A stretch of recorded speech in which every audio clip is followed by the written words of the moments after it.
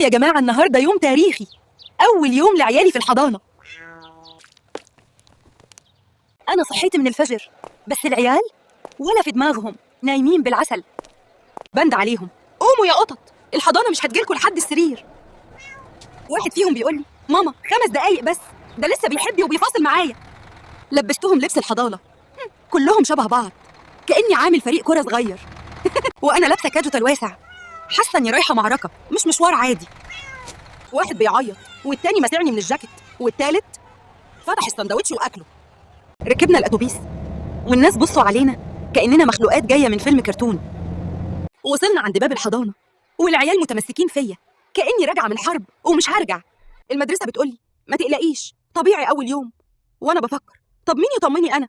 سلمتهم بالعافية، ووقفت أبص عليهم من الشباك كأني في فيلم دراما تركي. وبعد دقايق لقيتهم سايبيني وبيضحكوا ويلعبوا، وأنا اللي واقفة كالأم المصدومة. رجعت البيت، وفجأة حسيت إن فيه هدوء مش طبيعي. أول مرة من سنين أقعد أشرب كوباية شاي من غير ما حد يشدها مني. وده كان أول يوم في الحضانة. لو ضحكتوا معايا اعملوا لايك وسبسكرايب وكومنت عشان القناة تكبر.